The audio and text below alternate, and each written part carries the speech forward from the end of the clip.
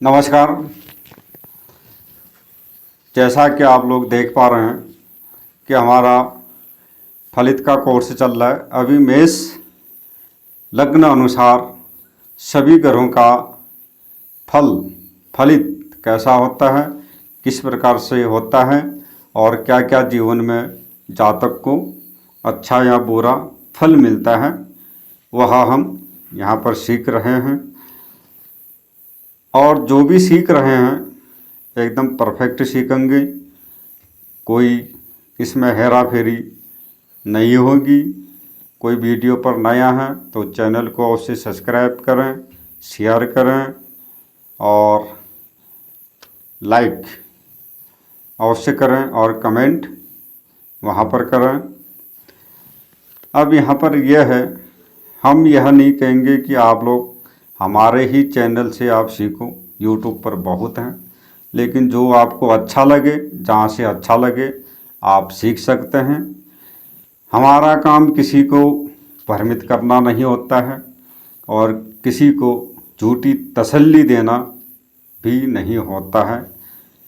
जैसा कि आप लोग देख रहे थे 2020 में लॉकडाउन चला हुआ था, आदमी घर से बाहर नहीं निकल पा रहा था, कोरोना के कारण घर में कैद था और बहुत सारे एस्ट्रोलॉजर वहाँ पर वीडियो भेज रहे थे यूट्यूब पर कि फलानी राशि वाले करोड़पति बनने वाले हैं, भूमि संपत्ति वाले बनने वाले हैं, वाहन खरीदने वाले हैं। अब यहाँ पर देखो भैया, जो घर में बैठा है, जान हथेली पर आई है, जीने की कोई उम्मीद नहीं है, अब उनको करोड़पति बनाया जा रहा है। तो ऐसा फ्रॉडपना हम यहाँ पर नहीं बताएंगे और ना ही किसी को हम सिखाते हैं कि भाई फलाना ग्रह राशि परिवर्तन कर लिया और फलानी राशि वाले करोड़पति अरबपति बनने वाले हैं। भैया करोड़पति अरबपति बनने वाले राशि परिवर्तन होके नहीं होता, कर्म करने पड़ते हैं, काम धंधा करना पड़ता है, तभी आदमी लखपति करोड़पति बनता है। तो ऐसी फ्रॉडपना हमारे चैनल पर नहीं मिलेगी। जो भी मिलेगी सत्यता पूर्वक वाली मिलेगी। तो आप लोग बने रहें अधिक से अधिक। तो यहाँ पर आज का विषय है शनि का। जैसा आप स्क्रीन पर देख रहे हैं, सप्तम भाव से द्वादश भाव तक का फल। मेष लग्न की पत्रिका है और शनि कर्मेश होके और लाभेश होके सप्तम में तुला राशि पर उच्च का होके बैठा है। तो यहाँ पर शनि के प्रभाव से कर्मेश उच्च का होके बैठा है, तो जातक कर्म उच्च का करेगा, लेकिन उसको धीरे धीरे सफलता मिलेगी, क्योंकि शनि धीरे धीरे चलने वाला ग्रह होता है। तो तुला राशि में होने के कारण से पिता के कार्य क्षेत्र द्वारा विशेष लाभ प्राप्त करता है जातक, क्योंकि दशम भाव पिता का भी होता है और स्वयं का कर्म भी होता है, क्योंकि कर्म ही पिता है। तो साथ में विशेष लाभ होता है।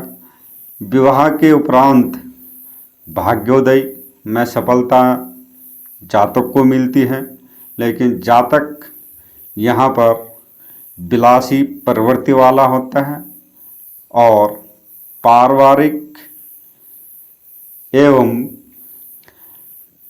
जायदाद संबंधी कार्यों में परेशानी आती है, मन अशांत रहता है और शारीरिक सुख में भी यहाँ पर शनि कमी करता है।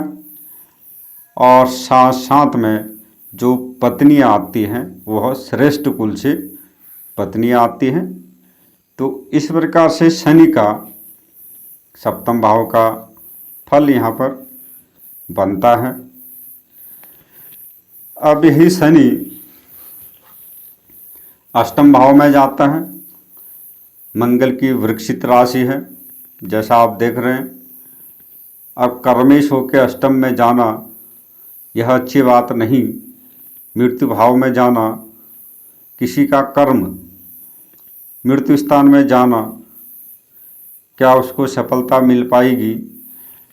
और लाभ भाव का मालिक होके अष्टम भाव में जाना, क्या उसको संपूर्ण लाभ जीवन में मिल पाएगा? नहीं मिल पाएगा और नहीं अच्छे कर्म कर पाएगा। तो यहाँ पर संघर्ष बहुत करना पड़ेगा, क्योंकि वैसी भी वृक्षित राशि है, शत्रुवत है और दूसरा मृत्यु स्थान में है। तो यहाँ पर व्यवसाय के क्षेत्र में, नौकरी के क्षेत्र में अत्यंत संघर्ष जातक को करना पड़ता है। लाभ के लिए एक एक पल बहुत कठिन दौर से उसको गुजरना पड़ता है और जीवन में असंतोष का सामना उसको करना पड़ता है। अत्यधिक कठिनाई पूर्वक परिश्रम के बाद ये कुछ धन प्राप्त वह करता है, यानी अल्प धन प्राप्त करता है। उसके हर कार्यों में विघ्न बाधाएं आती हैं और साथ साथ में संपत्ति, विद्या यानी शिक्षा, संतान, इनके सुखों में भी विघ्न बाधाएं आती हैं, उलझनें आती हैं और रुकावटें आती हैं। कठिन परिश्रम करके, इतने उलझन पार करके ही उसको कहीं न कहीं सफलता मिलती है।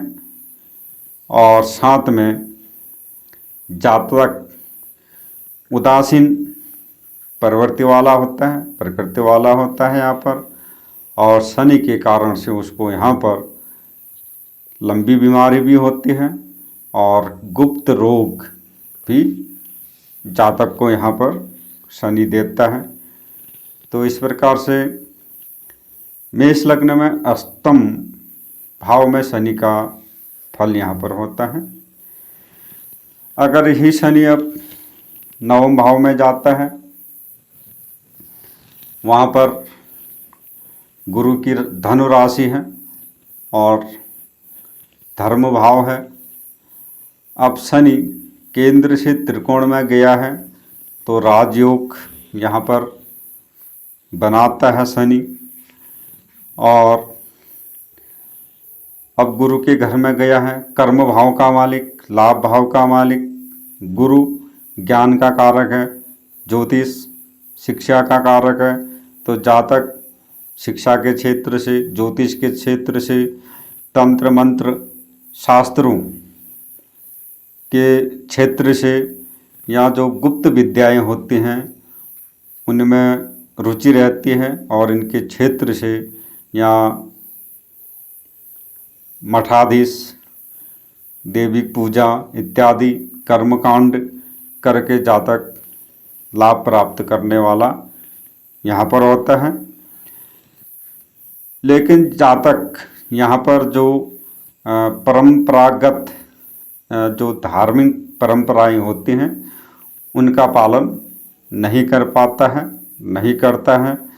और जातक यहाँ पर व्यवसाय में अपने पुरुषार्थ द्वारा विशेष लाभ और उन्नति को प्राप्त करने वाला होता है। विदेश यात्रा के योग यहाँ पर बनते हैं, नौकरी के योग यहाँ पर बनते हैं। लेकिन विशेष तौर पर यहाँ पर भाग्य के क्षेत्र में उतार चढ़ाव तराजू की तरह जीवन में होते रहते हैं। तो इस प्रकार से शनि का नवम भाव का फल यहाँ पर मेष लग्न के हिसाब से था। अब यही शनि दसम भाव में जाता है, अपने ही घर में जाता है मकर राशि में। लेकिन मकर राशि का शनि अच्छा फल नहीं देता है, वहाँ पर बहुत तरसाता है, लेकिन घर उसका है, लेकिन फिर भी वह अच्छा फल मकर राशि में नहीं देता है।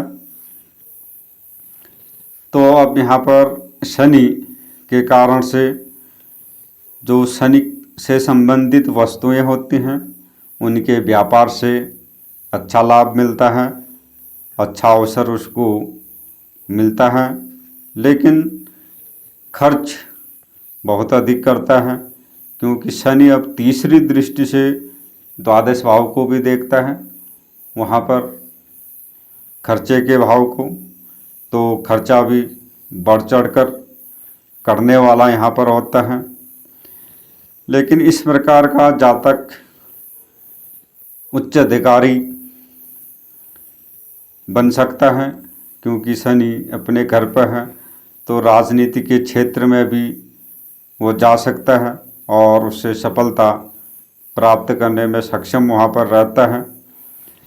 लेकिन इस प्रकार के जातक का जो मेष लगने वाले होंगे और शनि दसम भाव में बैठा होगा, तो उनका भाग्योदय विशेषकर से विदेश में यहाँ पर धीरे धीरे होता है और ज्योतिष की ओर रुझान यहाँ ज़्यादा होता है, लेकिन माता भूमि भवन आदि के क्षेत्र में उसको कमी का सामना करना पड़ता है, यहाँ पर सुख की कमी होती है।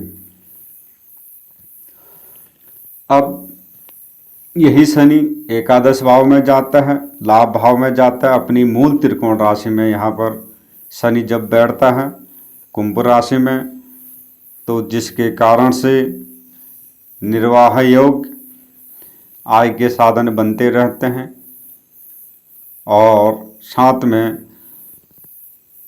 अब यहाँ पर शत्रु दृष्टि से पंचम भाव को देखता है, तो शिक्षा संतान के क्षेत्र में उसको विघ्न बाधाएँ आती हैं, परिस्थितियों का सामना उसको करना पड़ता है, स्वास्थ्य भी उसका कमज़ोर रहता है यहाँ पर। लेकिन सत्ता का सुख, नौकरी का सुख, इसको जीवन में अवसर प्राप्त होते हैं। लेकिन लग्न पर इसकी तीसरी दृष्टि पड़ती है, नीच दृष्टि, जिस कारण से जातक मानसिक अशांति का शिकार बना हुआ रहता है और परेशानी रहती है।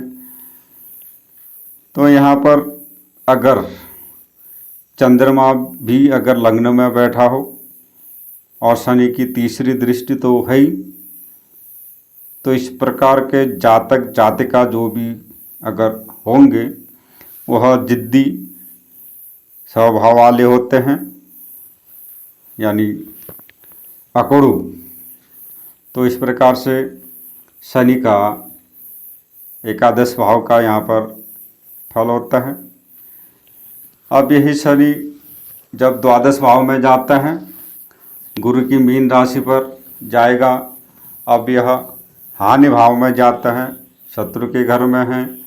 अब जातक का कर्म और लाभ यह दोनों हानि भाव में चले गए हैं, लेकिन द्वादश को विदेश से भी जोड़ा गया है, तो जातक अब कर्म भी विदेश में करेगा और लाभ भी विदेश से ही प्राप्त करने वाला होता है। अब धन कमाने के लिए, लाभ करने के लिए, अपने परिवार का लालन पोषण करने के लिए जातक को देश विदेश यानी घर से बाहर जाना ही पड़ता है, जाना पड़ेगा और संघर्ष उसको करना पड़ेगा, भागा दौड़ी करनी पड़ेगी। भाग्य उन्नति और व्यवसाय के अनेक परिवर्तन जीवन में वह करता रहता है, उतार चढ़ाव आते रहते हैं, लेकिन यहाँ पर पैतृक सुख में कमी बनी रहती है और आमदनी से ज़्यादा खर्चा ज़्यादा होता है यहाँ पर। तो इस प्रकार से मेष लग्न में शनि का द्वादश भाव का फल यहाँ पर समाप्त होता है। आप लोग लाइक करना ना भूलें, सब्सक्राइब करना ना भूलें, शेयर करना ना भूलें और कमेंट लिखना बिल्कुल भी ना भूलें। नमस्कार।